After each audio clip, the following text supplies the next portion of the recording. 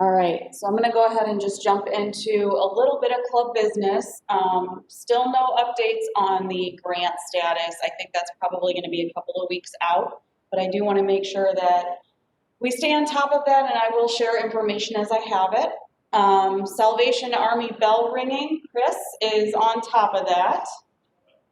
Just for the remote people there that might not have heard, discussing that earlier, we still have open time slots from 4 until 8 p.m. Magical times. The weather will be beautiful. I guarantee that. Gorgeous on December the 5th. That's the date. 4 to 8. We still have some open time slots. So spread the word. Thanks, Chris. I'm glad you can guarantee the beautiful weather. I'll be looking forward to that. All right, so we'll go ahead and we're gonna add that probably to the weekly sign-up sheet or the weekly sheet. Thank you, the weekly message that goes out on Monday so everybody can kind of see the open slots that are still available. Again, I do want to remind everybody there is a board meeting on the 17th, this coming Tuesday the 17th. It's going to be held at my office. If anybody who is not a board member but is a club member wants to participate or be involved, please just let me know. Everybody is welcome to join. The survey that we have been passing around, I'm getting some good feedback from it. There are quite a few members who are excited to get back to showing up regularly, whether it's virtually or in person. That was pretty encouraging. I'm going to leave the survey out for another week. I want to see if I can get a few more responses, but based on those responses, we're going to discuss kind of what the overall feel is from most of the club and most of the members during the board meeting, and then we will kind of see and determine from that point forward how things go. I know that if DeWine is coming out tonight and he's making an announcement about locking things down again, then that may decide things for us either way. But as long as we are able to, it does seem like we have quite a few members who want to be able to continue meeting in person as a group, who really look forward to the camaraderie and the socialization and being able to see everybody here in person and kind of just catch up and spend some time together. So that is obviously always very heartwarming to hear and always very encouraging, and we welcome anybody who is comfortable coming back in person as well. We do all try to make sure that we're wearing masks as we come in. Once you get to the table, it's kind of like a restaurant rule. Once you're at the table, if you're eating, we don't require that you have masks, but coming in, going, we do pretty much try to make sure that we're being careful with that and maintaining social distancing rules. So certainly welcoming as many people back as we can. At this point, I know Susie mentioned that she had an announcement for Mesa. Did you want to?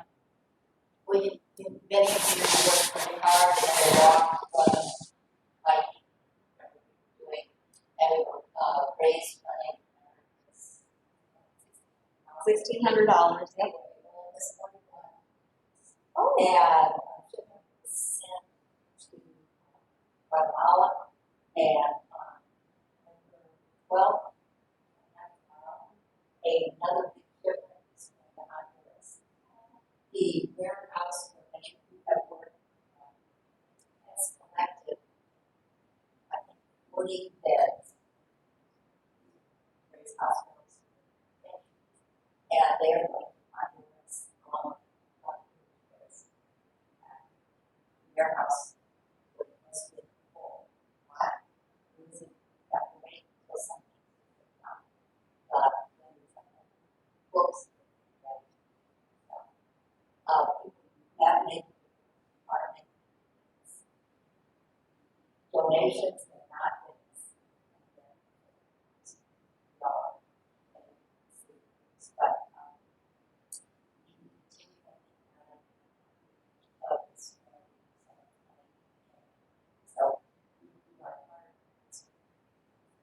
Thank you so much for sharing. Was everybody online able to hear kind of the gist of what Susie shared?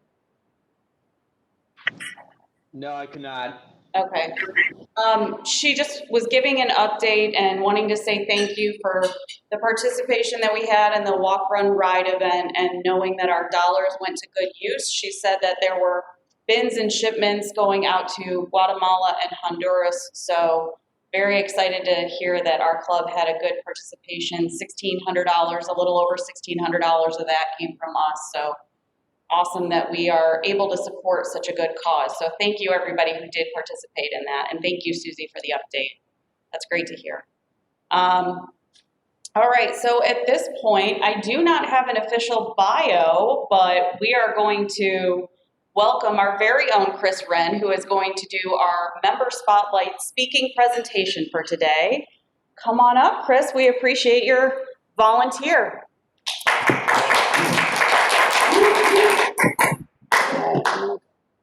First of all, testing, 1, 2, 3.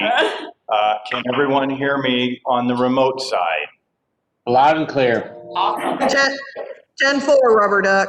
Okay, good. Just want to make sure because you don't want to miss this. This is an important thing for you all to listen to. No, actually Nicole was the first one that asked me to do this morning. I thought, well, who in this club doesn't know who I am and doesn't know me? But, I went through that email list, and since I've been a member of this Rotary Club has significantly changed in membership. It's amazing. You come here every week and you see these wonderful faces and there are new additions and all of that, but until you look through that email list, you don't realize how different this club is, not just with the people who have left us, but the new people who have come in. So for those of you who know me and have known me for a long time, I don't want to bore you, so I'm not going to talk a lot about me, but I will just tell you what I'm all about, and hopefully I'm going to share a couple of things that you might not know. And so that's kind of how I went about this. But you know who I am as far as my name. I have lived in this county now for 36 years. I was not born and raised here. I was actually born in Marion, Ohio, but I was raised in Port Clinton, Ohio. And for those of you who don't know, my parents, my family, I grew up in the restaurant business, if you can imagine that. I have nothing to do these days with the restaurant business, but that's how I grew up. I learned to cook. I learned every facet of the restaurant business, and I learned one thing that's very important. I knew that is not what I wanted to do for the rest of my life. After I spent 13 years there, sweating in a kitchen, while everyone else in Port Clinton, Ohio was going to Put-in-Bay and having fun and all of that, those in the Renn household did not have fun in the summer times. When I grew up, we worked. That's what we did. And so that kind of value system kind of lent itself to me.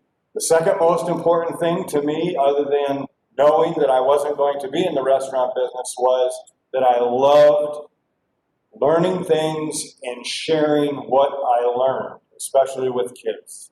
And I knew from the day that I started in college and so forth that I wanted to be a teacher, that I wanted to be a coach, that I wanted to learn things and share what I learned.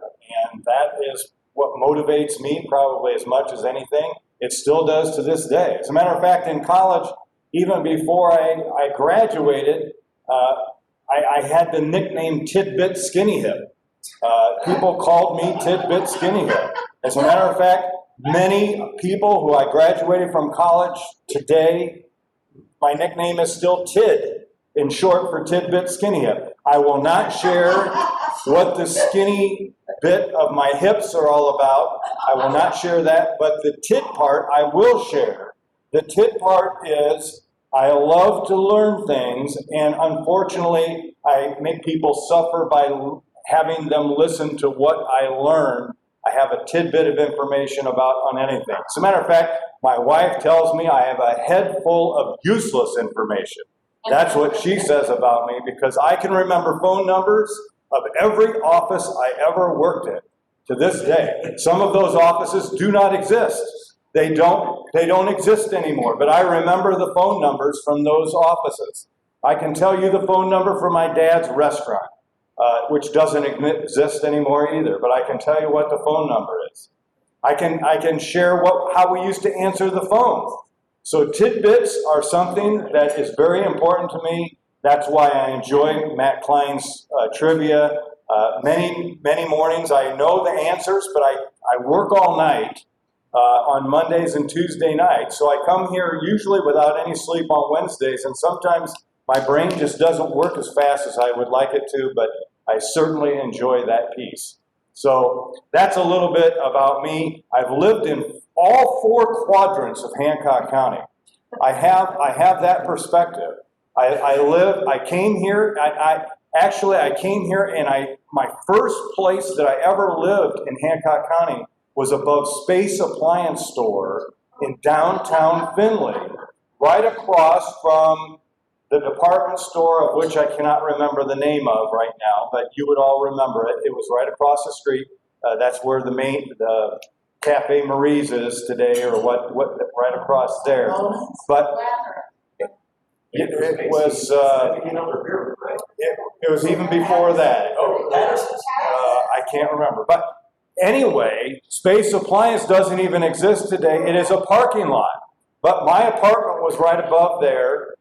It was a beautiful apartment, but I hated living downtown. Trucks driving through. We did not have the loop around Findlay at that particular time. So all the trucks went right down Main Street. You couldn't sleep at night. It was terrible. And I'm going to get to why that is important to me. But that is the only place in Hancock County that I really didn't enjoy living. Parking was terrible. It was awful. All of the rest of the parts of Hancock County, the southeastern part of Hancock County, the southwestern part, the northwestern part over by Betsy and Jeff Rachel and Betsy Hackworth, they lived over by me. And now I live, and I will die. I will die in the northeastern section of Hancock County because I will never move again.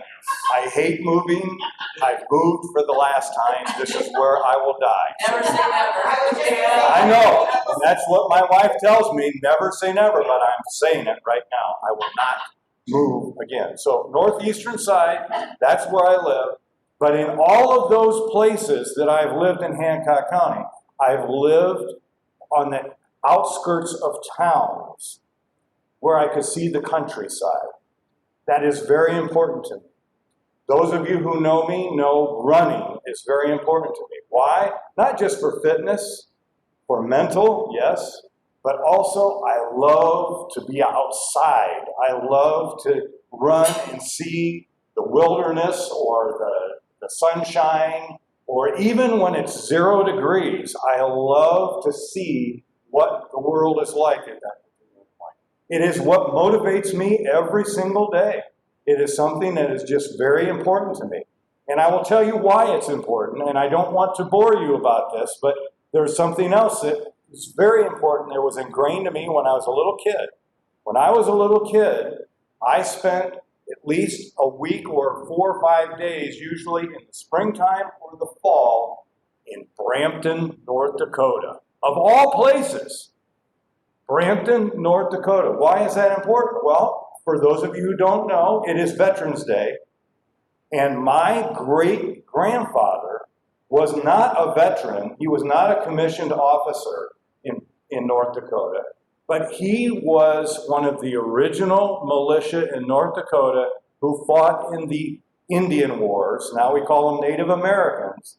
But if you saw the movie Gone with the Wind, Dances with Wolves, those scenes were from South Dakota, and that is very similar to North Dakota. But he fought in those Indian Wars and was born in 1862, and from age 15 to age 20, my great-grandfather fought in those Indian Wars, and as a result was awarded 20,000 acres of free land in North Dakota for his efforts. He basically owned most of Sargent County, which is, if you look at North Dakota. It is a square, and Sargent County is a little square way down in the southeastern part of the county. And he owned almost all of that county itself. Brampton Township, Brampton, the town of Brampton, was where my family is originally from, out in the middle of nowhere. Brampton Township today has a population of 66 people. Brampton itself, the town of Brampton, had 50 people living in the town, all of them related to me when I was a little kid that I spent those times there. That township and that land of that whole area where my great-grandfather basically raised, he was the first state senator of Sargent County, which was represented. He had to ride horseback to Bismarck, North Dakota, twice a year to attend meetings. And he got tired of it after a while and quit. But the bottom line here is that's what he did. And his whole life was about land, horse ranching, and selling bits and pieces of land as the state was settled. It became a state in 1889. And so he was a very wealthy man with all that land that was given to him. Bottom line here, when I would spend either the spring or the fall, because my grandmother, his daughter, would go there to visit with all of the 9 children of that family every summer. And she would spend the entire summer out there, and we would take her out, and my uncle would bring her back, or vice versa. So I got to spend a week. And what is it about North Dakota that's different about Ohio? North Dakota is almost twice the size of Ohio, but it has only 794,000 people in it. It is not even as big population-wise as the city of Columbus. The actual city, Columbus Metropolitan, is 2 million. All of North Dakota only has 794,000 people. So when you go to North Dakota, those of you who have not been there, please do, but remember, there are no trees and there are no people. Period. That's the way it is. And I, as a little kid, grew to appreciate land, space. And so why do I live in Hancock County today? Space, land. It's beautiful. It is one of the most unbelievable places to live, grow up, raise a family. And I think my family appreciates that. I know my daughters do. One lives out in Oregon right now, in the land, in the space. She's a wildlife biologist. The other one wants nothing to do with that. Wants nothing to do with land and space, wants to be a writer. She's going to move to the city. I don't know where she came from, to be honest with you. She did not come from my side. That's it. But bottom line here is I love them both, and that's the way it is. But so a little bit about me, and I hope that was just kind of a little bit of me that you might not have known.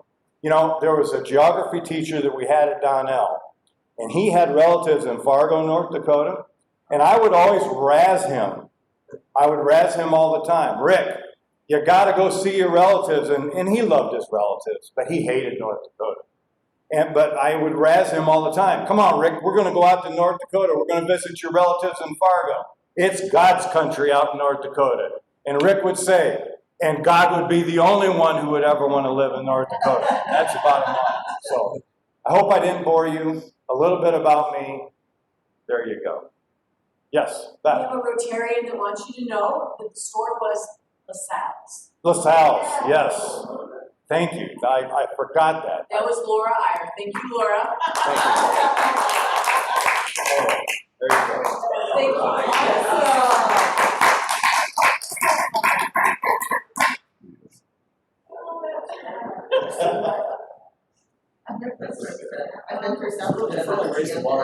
Yeah, I know. How's anybody going to follow that up? Thank you, Chris. We really appreciate that. I'll never remember, oh, I got a kid, I got a job. I know. I have to say, I really appreciate the concept of appreciating land. My family is from we're all from Toledo. And so my husband and I finally bought a place that has land, but we only have 8 acres. And he stands outside with the dogs and he says, you know, boys, it's good to own land. And that's what we say all the time. So 20,000 acres though, that's a completely different concept. That's incredible. And I definitely appreciate, I'm not gonna whine about my commute anymore because I don't have to do it on horseback. But that is incredible. So thank you so much for sharing. We really do appreciate it. If anybody has any questions for Chris, I'm sure he's open to answering any questions now or by email. But it's always fun to get to know everybody a little bit better. So we are certainly encouraging any of our members, especially right now when our attendance is a little bit lower. It's a fun opportunity for us to kind of spend a little time getting to know each other a little bit better. And if there's any ways that we can, you know, really kind of make sure that the group stays cohesive and continues to support each other and continues to really just have a good, more of that strong bond that we want to maintain as a club. So I'm encouraging anybody who's interested in sharing a little bit more to volunteer or let Nicole know that you'd like to kind of stand up and do the same. It's really helpful for all of us and it's a lot of fun. So thank you. Is there anything else for the good of the order today that anybody would like to share? All right, then I'm gonna go ahead and call it end of the meeting. Everybody go ahead and make it a great day, and don't forget to say thank you to any of the veterans that you do know. Just take a moment to appreciate what they've done for us. So thank you all. Everybody have a wonderful day. Thank you, Erin. Thank you guys, appreciate it. Bye-bye. Bye.